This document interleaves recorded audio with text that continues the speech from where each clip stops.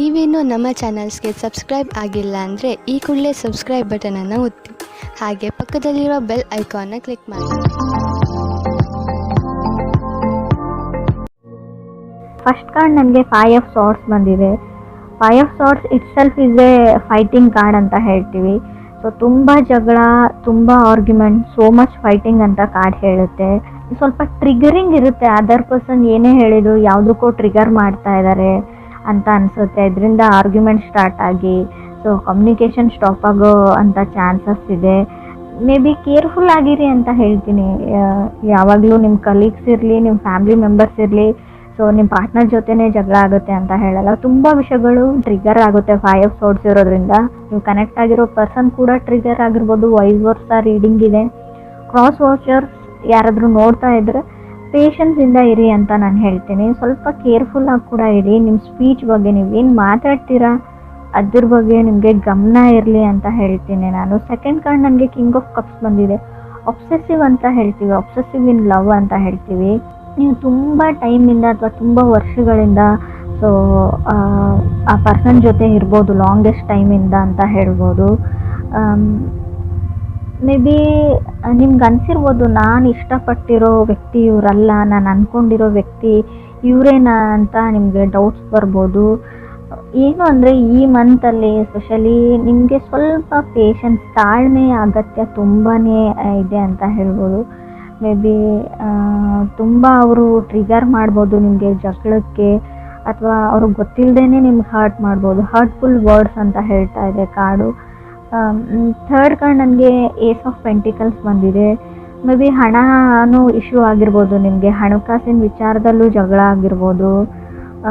May be ಕೆಲವ್ರಿಗೆ ಏಸ್ of pentacles ಅಂದರೆ one more chance ಅಂತ ಹೇಳ್ತೀವಿ. ನೀವು ಯಾರಿಗಾದ್ರೂ ಇನ್ನೊಂದು ಚಾನ್ಸ್ ಕೊಡ್ತೀನಿ ಅಂತ ಡಿಸೈಡ್ ಮಾಡಿರ್ಬೋದು, ಅಥವಾ ಅದರ್ ಪರ್ಸನ್ ನಿಮಗೆ. ಸೊ ಕೊಡಲ್ಲ ಅಂದರೂ ಕೂಡ ace of pentacles one more chance ಕೊಡ್ಬೋದು, ನೀವು ಇನ್ನೊಂದು ಚಾನ್ಸ್ ಕೊಟ್ಟು ನೋಡ್ಬೋದು ಅಂತ ಹೇಳುತ್ತೆ card. Because you love the person ಅಂತ ಕೂಡ ಕಾರ್ಡೇ ಹೇಳ್ತಾ ಇದೆ. ಕ್ರಾಸ್ ವಾಚರ್ಸ್ ನೋಡ್ತಾ ಇದ್ರು ಕೂಡ ಋಷಿಯವ್ರಿಗೆ ನೀವು ಒನ್ ಮೋರ್ ಇನ್ನೊಂದು ಅವಕಾಶನ ಕೊಡಬಹುದು ಅಂತ ಕಾರ್ಡ್ ಹೇಳುತ್ತೆ. ಫೋರ್ತ್ ಕಾರ್ಡ್ ನನಗೆ 9 ಆಫ್ ವಾಂಡ್ಸ್ ಬಂದಿದೆ. 9 ಆಫ್ ವಾಂಡ್ಸ್ ಅಂದರೆ fighting in the war zone ಅಂತ ಹೇಳ್ತೀವಿ. ಬರೀ ಜಗಳ, ನಿಮ್ಮ ಫ್ಯಾಮಿಲಿ ಮೆಂಬರ್ಸ್ ಅವ್ರ ಫ್ಯಾಮಿಲಿ ಮೆಂಬರ್ಸ್ ನಡುವೆನೂ ಜಗಳ ಆಗ್ಬೋದು. ಸೊ ರಿಯಲ್ ಎಸ್ಟೇಟ್ ವ್ಯವಹಾರನ ಮಾಡಬೇಡಿ ಅಂತ ಹೇಳ್ತೀವಿ. ಅದರಿಂದ ಕೂಡ ಜಗಳ ಸ್ಟಾರ್ಟ್ ಆಗ್ಬೋದು. ಈ ಹಣಕಾಸಿನ ವಿಚಾರದಲ್ಲಿ ಸ್ವಲ್ಪ ದೊಡ್ಡ ಮಟ್ಟದ ಟೆನ್ಷನ್ ಕೂಡ ನಿಮಗೆ ಬರ್ಬೋದು. ಹಾಗೆ ಕೂಡ ನಿಮ್ಮ ಮದುವೆ ಫಿಕ್ಸ್ ಆಗಿದ್ದರೆ, ಎಂಗೇಜ್ಮೆಂಟ್ ನಡೀತಾ ಇದ್ರು ಕೂಡ ಅಲ್ಲಿ ಗಲಾಟೆಗಳಾಗ್ಬೋದು ಸಂಬಂಧಿಕರ ಮಧ್ಯೆ, ರಿಲೇಟಿವ್ಸ್ ಮಧ್ಯೆ ಅಂತ ಕೂಡ ಆ ಕಾರ್ಡ್ ಹೇಳ್ತಾ ಇದೆ. ಫಿಫ್ತ್ ಕಾರ್ಡ್ ನನಗೆ 9 ಆಫ್ ವಾಂಡ್ಸ್ ಬಂದಿದೆ. ಎಕ್ಸಾಸ್ಟೆಡ್, ಟಯರ್ಡ್ ಅಂತ ಹೇಳುತ್ತೆ. 9 ಆಫ್ ವಾಂಡ್ಸ್ ಅಂದರೆ ಫೈಟಿಂಗ್ ಅಂತ ಹೇಳ್ತೀವಿ. ನಂಗೆ ಗೊತ್ತಿಲ್ಲ ಯಾಕಿಷ್ಟು ಜಗಳಗಳು ನಡೀತಾ ಇದೆ, ಆರ್ಗ್ಯುಮೆಂಟ್ಸ್, ಫೈಟಿಂಗ್ ನಡೀತಾ ಇದೆ ಅಂತ ಕೂಡ ಅರ್ಥ ಆಗ್ತಾ ಇಲ್ಲ. ಕೆಲವ್ರಿಗೆ ನಿಮಗೆ ಗೊತ್ತಿದೆ ಫ್ಯಾಮಿಲಿ ಮ್ಯಾಟರ್ಸ್ ಅಂತ ಹೇಳಿ, ಸೊ ಅದನ್ನು ರಿಸಾಲ್ವ್ ಮಾಡ್ಕೊಳ್ಬೋದು. ಬಟ್ ಜಾನಲ್ಲಿ ಆಗೋದು ತುಂಬ ಕಷ್ಟ. ಅದಕ್ಕೆ ಸ್ವಲ್ಪ ಟೈಮನ್ನು ಕೊಡಿ ನೀವು ಅಂತ ಹೇಳ್ತಾ ಇದ್ದೀನಿ ನಾನು. ಸ್ವಲ್ಪ ಡಿಸ್ಟರ್ಬೆನ್ಸ್ ಇದ್ದರೂ ಕೂಡ ಅಡ್ಜಸ್ಟ್ ಮಾಡ್ಕೊಳ್ಳಿ. 6th ಕಾರ್ಡ್ ನನಗೆ 6 ಆಫ್ ಸಾರ್ಟ್ಸ್ ಬಂದಿದೆ. Another opportunity. ನಿಮಗೆ 6 ಆಫ್ ಸಾರ್ಟ್ಸ್ ಇರೋದ್ರಿಂದ ಖಂಡಿತವಾಗಿ ಅವ್ರಿಗೆ ಸೊ ಪೇಷನ್ಸಿಂದ ಇದ್ದರೆ ನಿಮ್ಗೆ ಇನ್ನೊಂದು ಚಾನ್ಸ್ ಅಥವಾ ಆಪರ್ಚುನಿಟಿ ಸಿಗುತ್ತೆ. ಆ ಆಪರ್ಚುನಿಟೀಸಿಂದ ಎಲ್ಲನೂ ಸರಿ ಹೋಗುತ್ತೆ ಕೆಲವ್ರಿಗೆ ಅಂತ ಹೇಳ್ಬೋದು. ಎಷ್ಟೇ ಜಗಳ ಇರಲಿ, ಏನೇ ಆಗಿರಲಿ, ಪ್ಯಾಚಪ್ ಆಗಿ ಒಂದು ಏನು ಹೇಳ್ತಾರೆ ಸುಂದರವಾದ ಬದುಕು, ಲೈಫ್ ಅಂತ ಹೇಳ್ಬೋದು. 7th ಕಾರ್ಡ್ ನನಗೆ 5 ಆಫ್ ಸಾರ್ಟ್ಸ್ ಬಂದಿದೆ. ಇನ್ನೂ ಕೆಲವ್ರಿಗೆ 3 ಆರ್ಗ್ಯುಮೆಂಟ್ಸ್ ಹೇಳ್ತೀನಿ. ನಂಗೆ ಗೊತ್ತಿಲ್ಲ, ರೀಡಿಂಗೇ ಇದೇ ಥರ ಇದೆ, ಬರೀ ಜಗಳ ಆರ್ಗ್ಯುಮೆಂಟ್ಸ್ ಅಂತ ಹೇಳ್ತೀನಿ ಅಂತ ಅಂದ್ಕೊಳ್ಬೇಡಿ. Fighting for a wrong reason ಅಂತ ಹೇಳುತ್ತೆ. ನೀವು ಅಥವಾ ಅದರ್ ಪರ್ಸನ್ನು ಒಂದು ತಪ್ಪಾದ ಕಾರಣಕ್ಕೆ ನೀವು ಜಗಳ ಆಡ್ತಾ ಇದ್ದೀರಾ.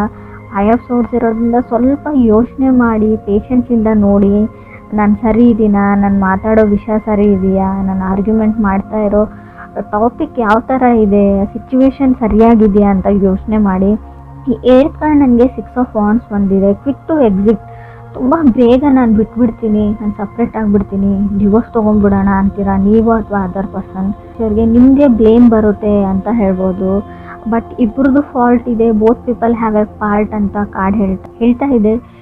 ಮೇ ಬಿ ಅದರ್ ಪರ್ಸನ್ ನಿಮ್ಮನ್ನು ಇಗ್ನೋರ್ ಮಾಡ್ಬೋದು, ಬ್ಲೇಮ್ ಎಲ್ಲ ನಿಮ್ಮ ಮೇಲೆ ಹಾಕ್ಬೋದು, ತಪ್ಪೆಲ್ಲ ನಿಮ್ಮದೇ ಅಂತ ಕೂಡ ಅನ್ಬೋದು. ಸ್ವಲ್ಪ ದಿನ ಸುಮ್ಮನಾಗಿ ಅಂತ ಹೇಳ್ತೀನಿ ನಾನು. 9th card ace of wands ಬಂದಿದೆ. ಇಗ್ನೋರ್ ಮಾಡ್ತಾ ಇದ್ದಾರೆ. Doing silent treatment. ನೀವೆಷ್ಟೇ ಕಾಲ್ ಮಾಡಿ ಮೆಸೇಜ್ ಮಾಡಿ ರೆಸ್ಪಾನ್ಸ್ ಮಾಡಲ್ಲ, ಕಾಲ್ ಪಿಕ್ ಮಾಡ್ತಾ ಇಲ್ಲ ಅಂತ ಕೂಡ ನಿಮ್ಮ ಕಂಪ್ಲೇಂಟ್ ಇರ್ಬೋದು, ಅಥವಾ ನೀವು ಈ ಥರ ಮಾಡ್ತಾ ಇರ್ಬೋದು, ಅದರ್ ಪರ್ಸನ್ಗೆ ಇಗ್ನೋರ್ ಮಾಡ್ತಾ ಇರ್ಬೋದು ಅಂತ ಕಾರ್ಡ್ ಹೇಳ್ತಾ ಇದೆ. 10th ಕಾರ್ಡ್ ನನಗೆ 4 ಆಫ್ ಪೆಂಟಿಕಲ್ಸ್ ಬಂದಿದೆ, 11th ಹರ್ಮೆಟ್ ಕಾರ್ಡ್ ಬಂದಿದೆ. ನೋ ಕಮ್ಯುನಿಕೇಷನ್ ಅಂತ ಹೇಳುತ್ತೆ. ಕಮ್ಯುನಿಕೇಷನ್ ಇರಲ್ಲ, ತುಂಬ ಸೆನ್ಸಿಟಿವ್ ಇದ್ದಾರೆ ಪರ್ಸನ್. ಮೇ ಬಿ ನಾನಿಲ್ವಾ ಅಂತ ನೀವು ಕೇಳ್ಬೋದು, ಬಟ್ ನೀವು ಕನೆಕ್ಟ್ ಆಗಿರೋ ವ್ಯಕ್ತಿ ತುಂಬ ಸೆನ್ಸಿಟಿವ್ ಪರ್ಸನ್ ಅಂತ ಹೇಳ್ಬೋದು. ಚಿಕ್ಕ ಪುಟ್ಟ ವಿಷಯಕ್ಕೂ ತುಂಬ ಸೆನ್ಸಿಟಿವ್ ಆಗ್ತಾರೆ ಅವರು. ಹರ್ಮೆಟ್ ಕಾರ್ಡ್ ಬಂದಿರೋದ್ರಿಂದ ಡಿಪ್ರೆಷನ್ ಅಂತ ಹೇಳ್ತೀನಿ ನಾನು, ಆ್ಯಂಗ್ಸೈಟಿ, ತುಂಬ ಆತಂಕದಲ್ಲಿರ್ತಾರೆ ಅವರು ಅಥವಾ ನೀವು. ಸೋಲ್ ಸರ್ಚಿಂಗ್ ಅಂತ ಕೂಡ ನಾವು ಕರಿತೀವಿ ಇದನ್ನು. ನಾನು ಒಂಟಿ ಆಗಿದ್ದೀನಿ, ನನಗೆ ಯಾರೂ ಇಲ್ಲ ಅಂತ ಲೋನ್ಲಿನೆಸ್ ಕೂಡ ಫೀಲ್ ಆಗ್ಬೋದು ನಿಮಗೂ ಅಥವಾ ಅದರ್ ಪರ್ಸನ್ಗೂ. 12th ಕಾರ್ಡ್ ನನಗೆ 8 ಆಫ್ ಕಪ್ಸ್ ಬಂದಿದೆ. ನೀವು ಕೂಡ ತುಂಬ ಟಯರ್ಡ್ ಆಗಿ ಅಂತ ಹೇಳ್ಬೋದು. ಪೇಷನ್ಸ್ ಇಸ್ ಎವ್ರಿಥಿಂಗ್ ಅಂತ ಕಾರ್ಡ್ ಹೇಳುತ್ತೆ. ಆರ್ಗ್ಯುಮೆಂಟಿಗೆ ಹೋಗಬೇಡಿ ಅಂತ ಹೇಳ್ತೀನಿ. ನೋ ಟೈಮ್ ಫಾರ್ ಆರ್ಗ್ಯುಮೆಂಟ್ ಅಂತ ಇಟ್ಕೊಂಡಿರಿ ನೀವು ಮನಸ್ಸಲ್ಲಿ.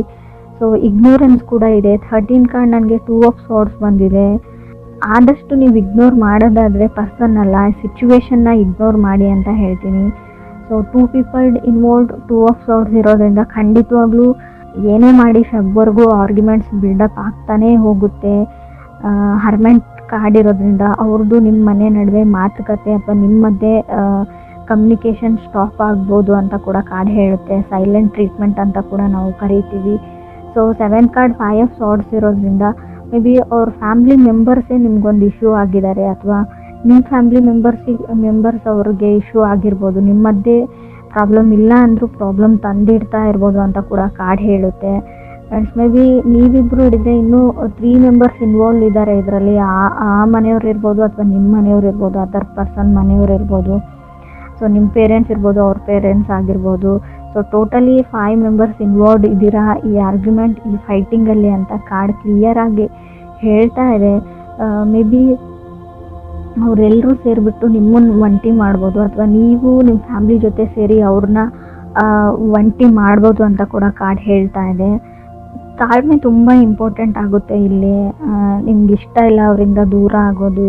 The end of the day ಅವ್ರ ಮೇಲೆ ನಿಮಗೆ ಲವ್ ಇದೆ, ನಿಮ್ಮ ಮೇಲೆ ಅವ್ರಿಗೆ ಲವ್ ಇದೆ.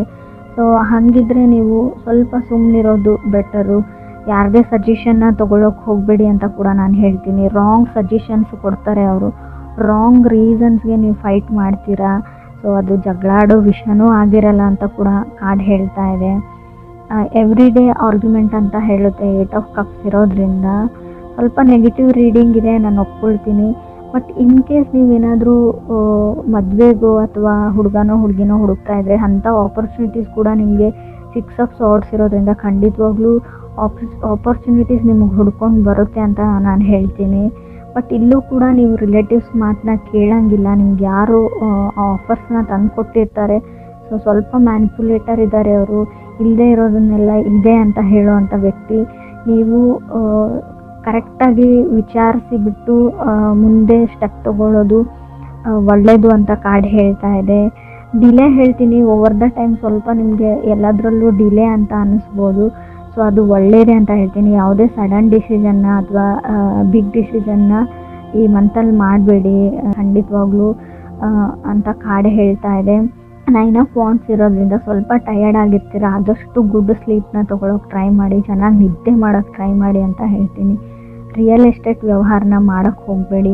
ಏನಾದರೂ ಬೈ ಮಾಡ್ತೀನಿ ಹೊಸ ವಸ್ತುಗಳಂದ್ರೆ ಅದನ್ನು ಕೂಡ ಸ್ವಲ್ಪ ಪಾಸಲ್ಲಿ ಇಡಿ. ಎಲ್ಲನೂ 1 ಸ್ಟೆಪ್ ಬ್ಯಾಕ್ ಅಂತ ಹೇಳ್ತೀವಿ, ಸ್ಟೆಪ್ ಬ್ಯಾಕ್ ಆಗಿ ಅಂತ ಹೇಳ್ತೀನಿ ನಾನು. ಸೊ ಸ್ವಲ್ಪ ನಿಮಗೆ ನೀವು ಟೈಮ್ ಕೊಟ್ಕೊಳ್ಳಿ ಅಂತ ಕೂಡ ಕಾರ್ಡ್ ಹೇಳ್ತಾ ಇದೆ.